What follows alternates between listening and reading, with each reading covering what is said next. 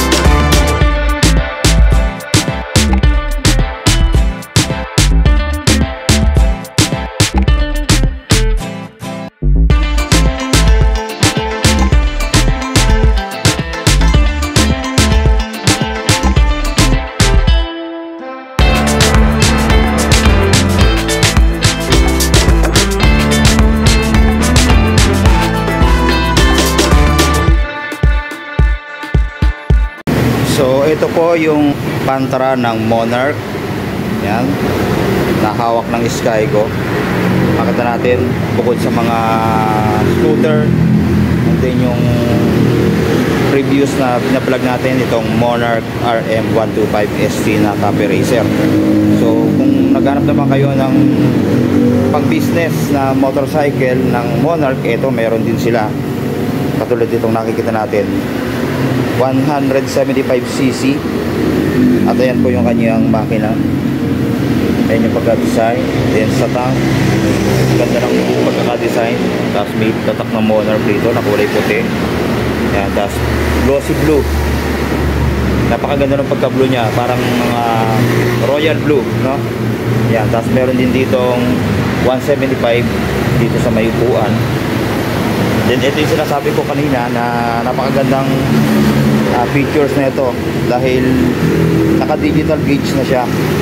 Ayan o, dito na natin makita yung kanyang speedometer.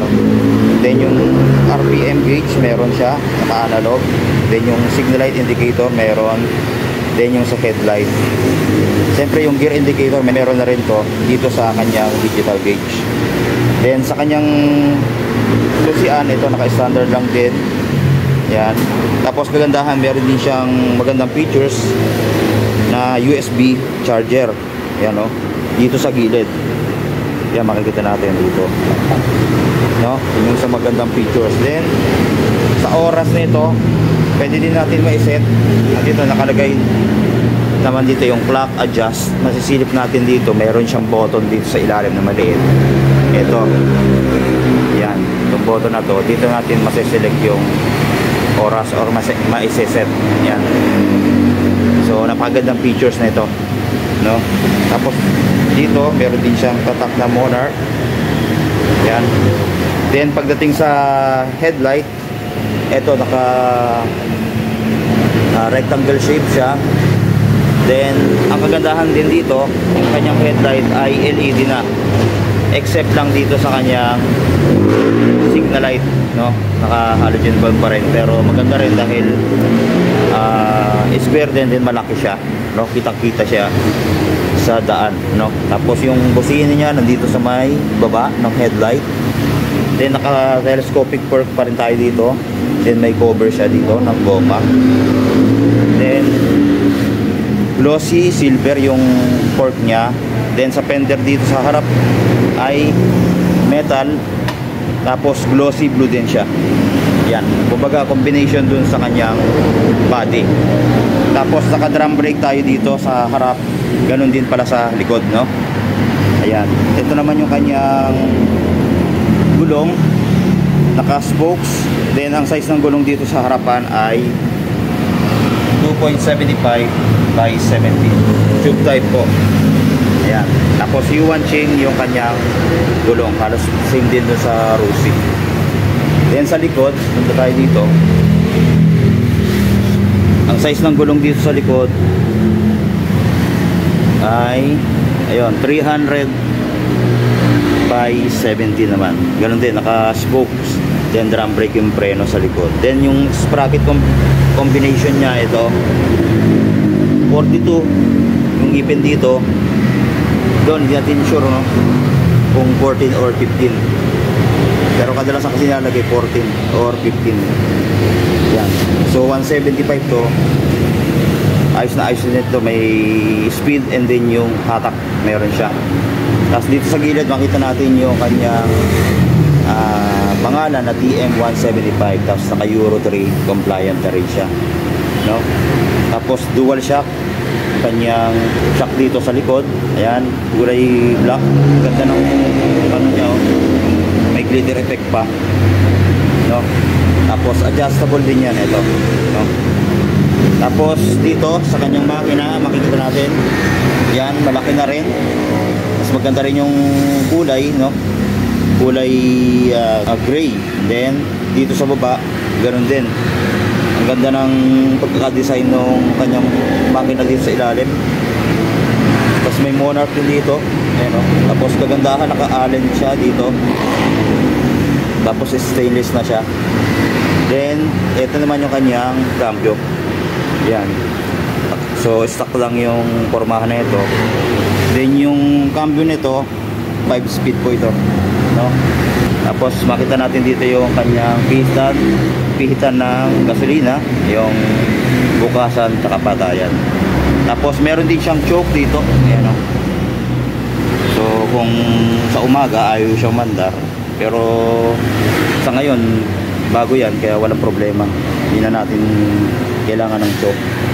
Tapos side stand and then yung center stand, magaganda yung ginamit na bakal dito.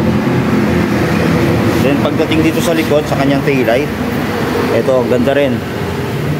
So spare yung forma pero LED yung ilaw sa loob. Ayun, makikita nyo sa loob. Ayun, yun yung maganda dito. Pero yung signal light nga po ay halogen. Then yung fender sa likod ay glossy black. Then metal din siya. So premium ang pagkakapintura. Maganda ng pintura nito. Tapos may extension pa siyang plastic dito.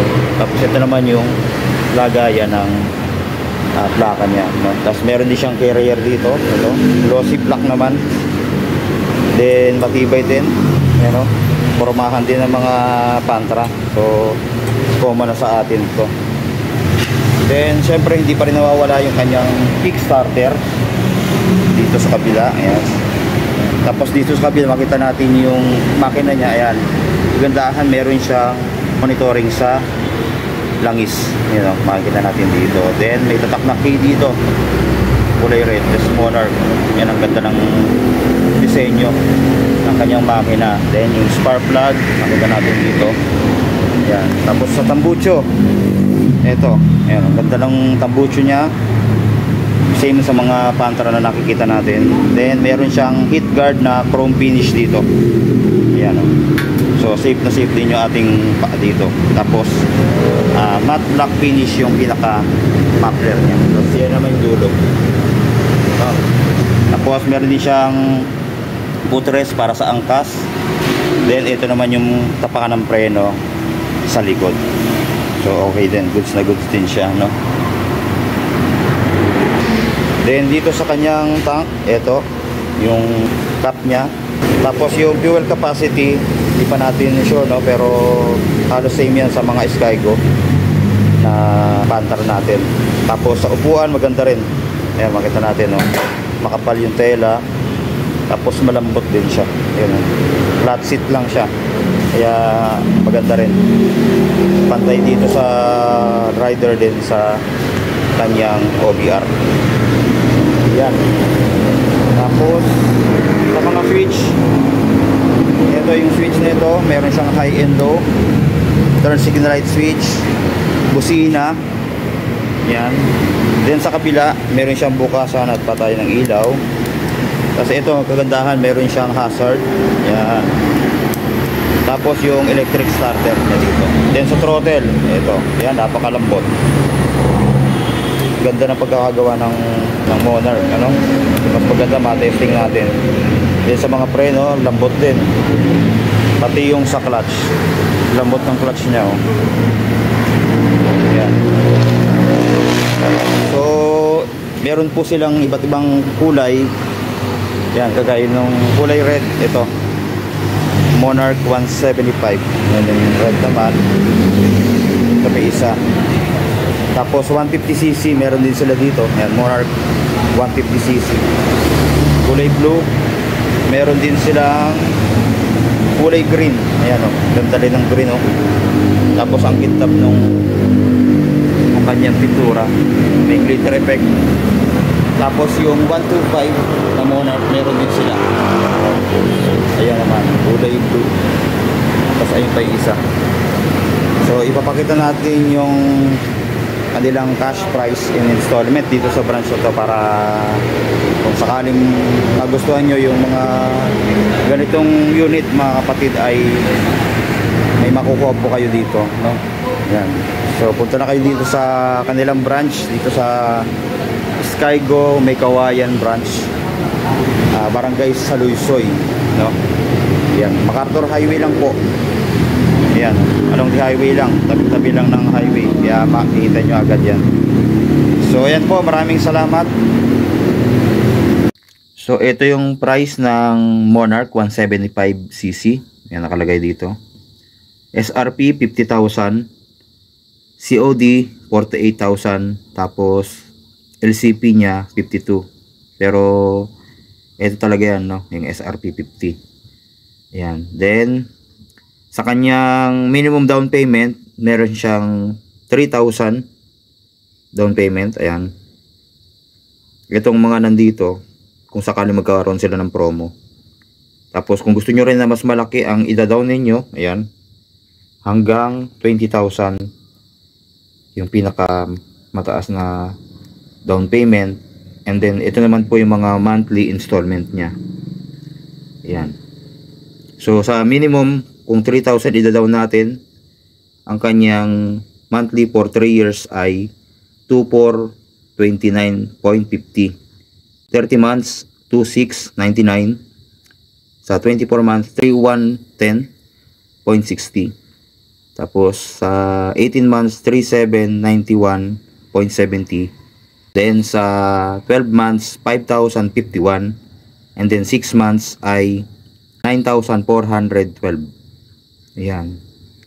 So mas maganda, screenshot nyo na lang para mas makita nyo ng maigi, no? Ayan yung mga price na pwede nyong pagpilian or yung installment nya.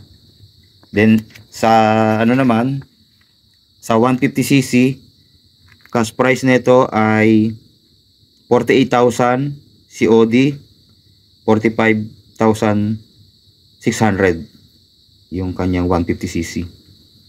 Then ang minimum down payment din 3,000. Then kung kukunin natin ng 3 years, sa minimum niyang 3,000 down payment ay 2,338.50. Then sa 30 months 2,597. Sa 24 months 2,991.80. Sa 18 months 3,645.10. Then sa 12 months 4,853. And then 6 months ay 9,036. Yan po yung Monarch 150cc or yung TM150. Then sa 125 naman, ito, ang cash price ay 46,000. Then COD cash 44 na lang. Then down payment din niya 3,000, same lang dun sa mga nauna. Then kukunin natin siya ng 3 years. Ang monthly nito ay 2,247.50. Then 30 months 2,495. Sa 24 months 2,873. 18 months 3,498.50. Sa 12 months, 4,655. And then, 6 months ay 8,660. Yan po. Tapos, rebate po yan ng 200. Lahat po yun, no? Yung pinakita natin. Pati yung sa 175 ay rebate po ng 200. Yan po yung mga presyo ng mga bagong motor ng Monarch na pang tricycle. So, sa mga gustong kumuha, punta na kayo doon sa Skygo May Kawayan branch, no? Yan. So, andun sila Sir Jason para mag-assist sa inyo. So, ayan po, maraming salamat sa panonood, and then God bless po sa ating lahat.